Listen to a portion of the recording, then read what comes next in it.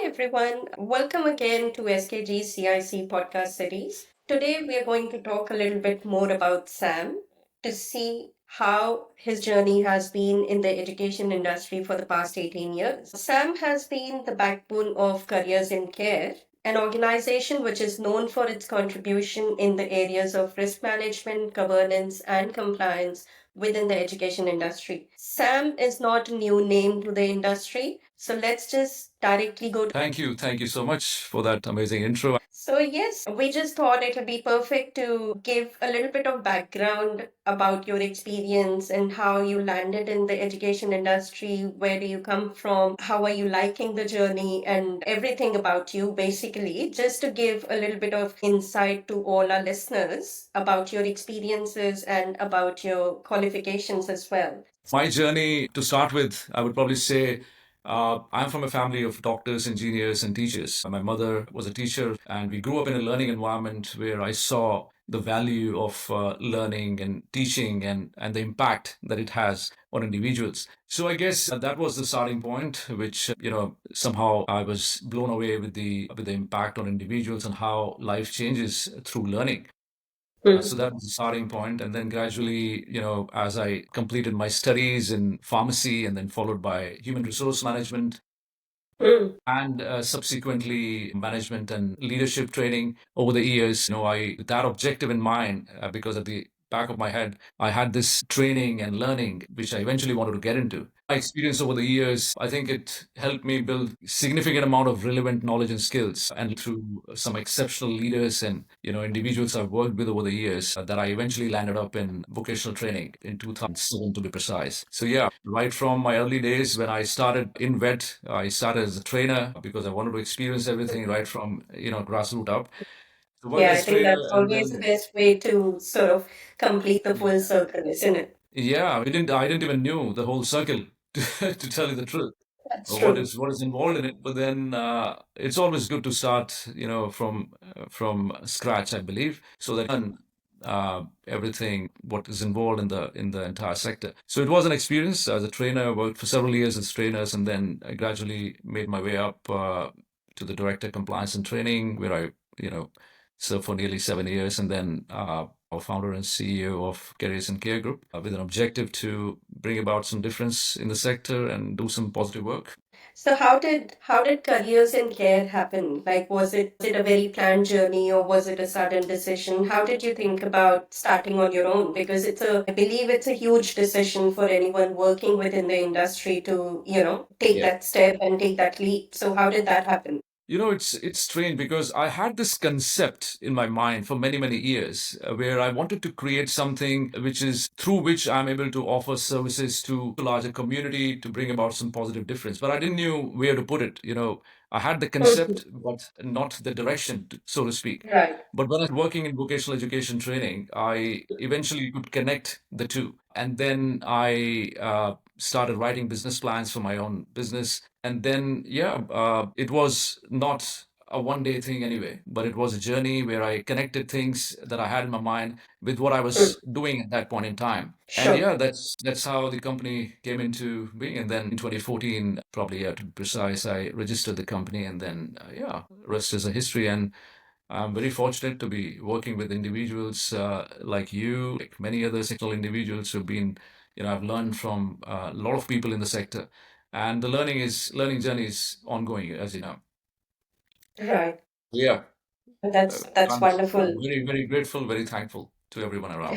Definitely. So you've also completed a fellowship with the Department of Education back in 2019, if I remember that correctly. Can you tell Correct. us a little bit more about that and how did that happen and what was it all about? Yes, the fellowship was it was an excellent opportunity to tell you the truth. I had no plans, but then one of my friend told me that, yes, that's coming up. Why don't you apply? You've got the experience, you've got the insights. But the fellowship was all about the impact of, partnership between industry and academia with a Nice. focus on improving the vet outcomes. So it was an amazing journey. Spent a lot of time in Europe talking to some remarkable leaders, their impact, what they've been doing, and how their models have brought about significant difference in graduate learning outcomes.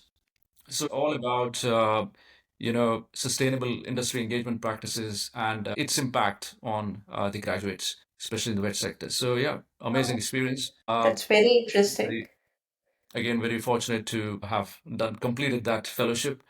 And yeah, Yeah. every experience, I believe, adds on to your profile and the learning. Yeah. How did you feel the difference between how the industry engagement is done within Australia and what was your experience like back in Europe? What were the key takeaways? See, there's a lot. Australian vet is amazing, but of course, there is always a scope of improvement. There are areas that we are not that strong in, I believe, as compared to the other countries. For example, in Germany, Germany's vet is a gold standard, as we all know. There's tripartite partnership arrangements that every single vet provider works within. So the industry actively participates in the vocational education training there. So every learner in vet programs has to work in the industry as a mandate, Oh, so okay. that eventually they can transition smoothly into the sector, carry on with their jobs. And the same thing applies in Swiss vet as well, because I spoke to a lot of employers as well, and I was fortunate to get some interviews with graduates as well, Okay. where there was a clear connection between how impactful it is when the managers walk into the classrooms and talk to the learners about their experiences, because Hmm. that has got a very significant impact on learning outcomes, learning in closed doors and without any direct interaction with the industry. So I think that, I believe, is still needs to be worked on in the current scenario. Now with the new standards, I believe that is being stressed, which is amazing. The Hmm. whole of industry and the providers have to now clearly demonstrate what they have done, what strategies they implement. I think that is Yeah, the right direction, because at the end of the day, it is all about industry academia partnership. definitely. Cannot Yeah. agree more to that, Sam. So you are also doing a PhD. Tell us a little bit Yeah, I'm more doing about a that. Yeah. See, after my research in 2019, I think, I was just, I get very fond of research after that, I would probably say. I liked the whole process of getting into the research and, then implementing what I learned from it. I wanted to continue that effort and that direction. Yeah, that was the reason why I started the doctorate in Right. so it's been nearly 2.5 years now. Still a long way to go, I guess. My doctorate again is basically an extended version of the fellowship that I did, still very much focused on sustainable industry engagement practices. So this time I'm exploring how industry feedback loops and AI models operationalize sustainable industry engagement. Again, the focus is on improving learning design and assessment practices in vocational education training. So Perfect. yeah, it's an amazing learning experience, and yeah, it's ongoing. That's what is great about it, I guess. Very nice. We definitely look forward to sharing more knowledge and information around that in the coming times. So Sam, how do you balance it out? Like it's very mind-boggling to see you doing your own consulting business, you're doing your PhD. Obviously, you've got your own personal life. How do you balance all the things around? And with this changing environment within the industry, it becomes even more challenging for, any individual to do it. So, what is it that we can get from you to give it to our listeners? I think it's about the mindset and the purpose. So it's purpose driven. Obviously, it automatically draws out the passion from within. So the purpose is to bring about a difference, bring about a positive change in the vet. And when the purpose is pretty clear, then you look out for ways that's what I try to do. And of course, balancing it is an ongoing process, I believe. It's not that I don't struggle. There are times that I wish there were more number of hours in a day, because there's so much that I'm doing, and to balance it out, it can be a struggle at times. But then you have to just stay focused, stay motivated by the fact that what you're doing has a direct impact on the learning outcomes. I think that's what keeps you going. Yeah.